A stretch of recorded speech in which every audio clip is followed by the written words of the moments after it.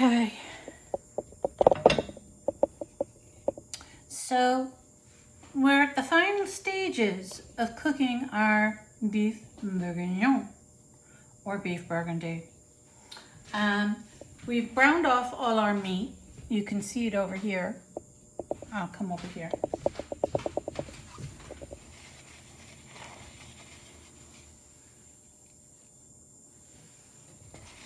And that's going to go back in the pot.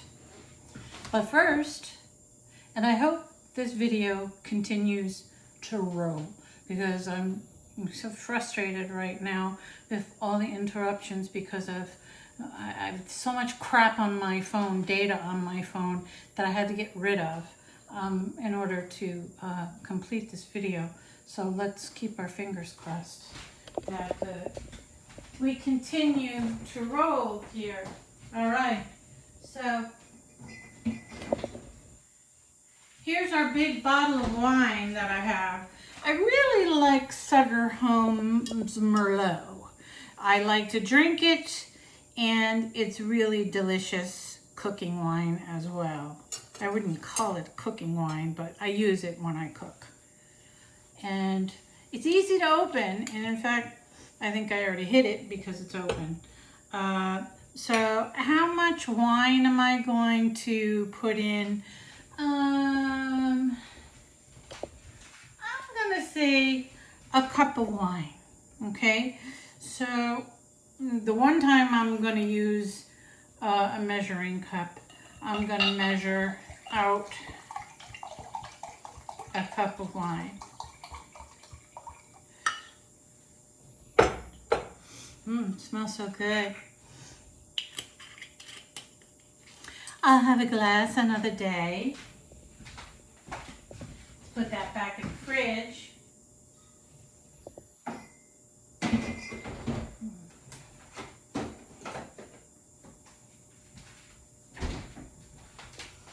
Okay, so I had turned the heat off of our pot because I didn't want things to burn on the bottom.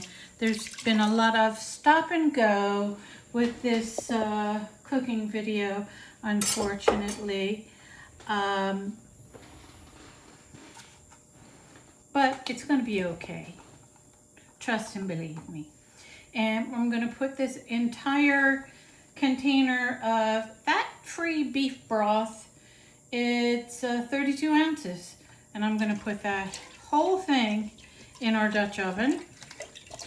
And it may seem like a lot, but you have to remember, we're going to be cooking this down for like 3 hours. So a lot of it's going to evaporate. And the magic will begin soon when we put all of this together. Toss that in the old garbage. All right, then I'm gonna come over here. I put in wine, I put in beef broth, and I'm gonna give this Dijon mustard a good shake. And I'm gonna put in like a whole tablespoon, and I'm gonna eyeball it. It's probably more than a tablespoon, but that's okay. It's all good. I'm gonna put that away.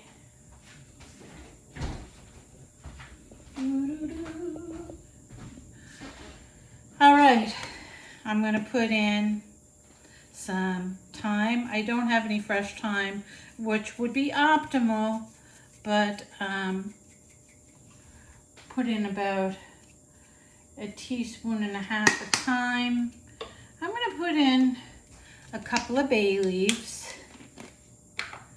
Let's see if I can find some whole ones in here. They're usually all broken up. Look, here's a nice big one. You put that in. And put another one in. And another one in.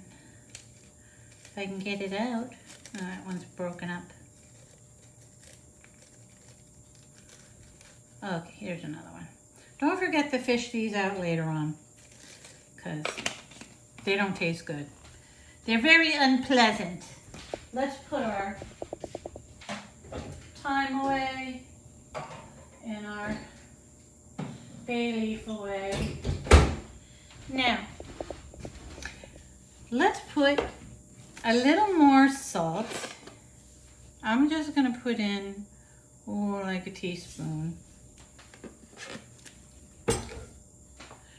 Now remember, I salt and peppered a lot of what we had going on here, but I'm just going to add a little bit more because sometimes it cooks off and you have to re-season. I'm going to put that back. Put this back over here. And let's turn the heat back on here. That would help, right? And I'm going to open up this can of tomato paste. And I don't know if I'm going to use the whole thing.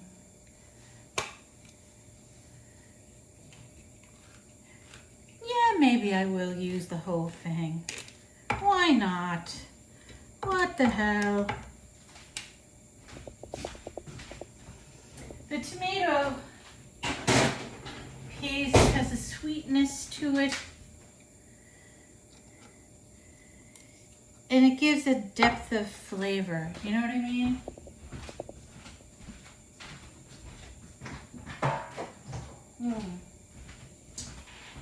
Even good right out of this little can. So I'm just going to put this whole thing in here because we do have an awful lot of liquid.